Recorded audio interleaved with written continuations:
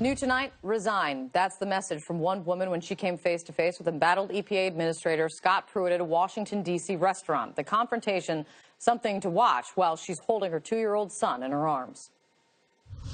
I just wanted to urge you to resign because of what you're doing to the environment in our country. This is my son. He loves animals. He loves clean air. He loves clean water. We deserve to have somebody at the EPA who actually does protect our environment, somebody who believes in climate change and takes it seriously for the benefit of all of us, including our children. So I would urge you to resign before your scandals push you out.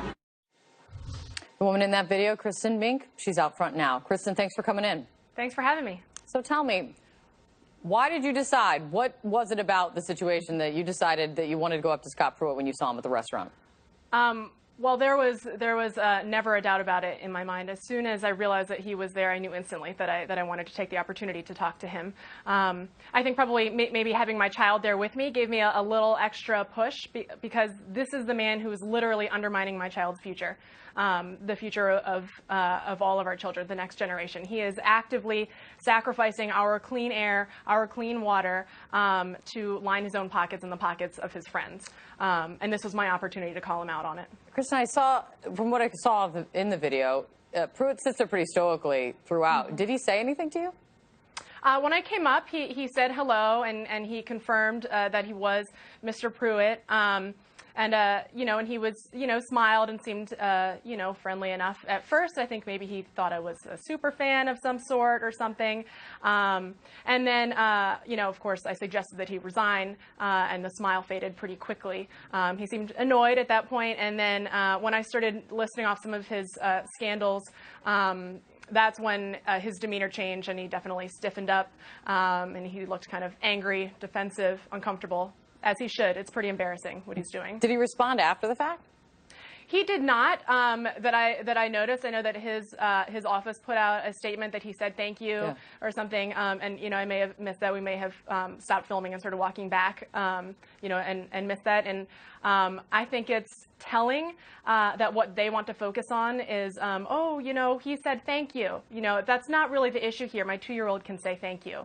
The issue that we would like to address is what he's doing to our environment and the way he's spending taxpayer dollars on personal expenses, the way he's getting discounted rent from energy lobbyists that the EPA is supposed to be monitoring. That's what we'd like to talk about. But of course, his defense is, well, I said thank you.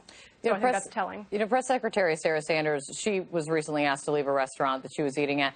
Today, she had this to say. Listen to this.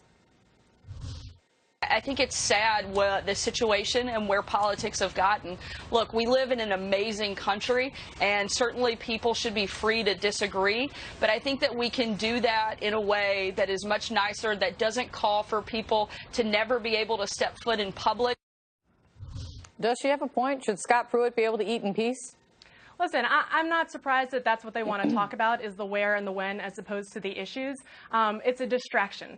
We pay these administrators' bills via taxes. They are our employees. Their job is to serve the public. If they're doing their job properly, if they want to be doing their job effectively, then they should want to hear from us.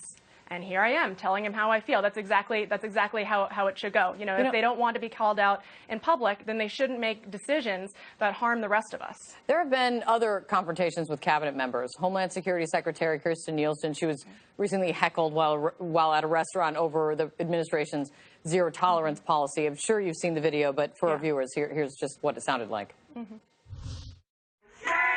Shame!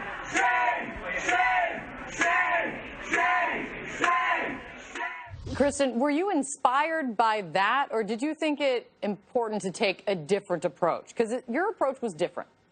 I didn't actually take any of those things into consideration. I only had a couple of minutes. I scribbled down a couple talking points on the back of my receipt, and I went up to talk to him.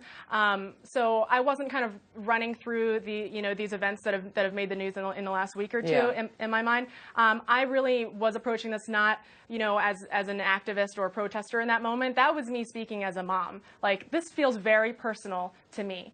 He is making these decisions that are undermining the future for our children. And he has kids. It's unfathomable to me how he can do this.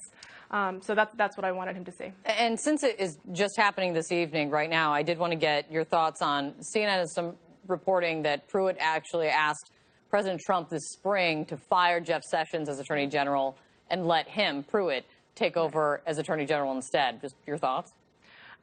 You know, it doesn't surprise me that Scott Pruitt thinks that, you know, he doesn't have to follow the rules.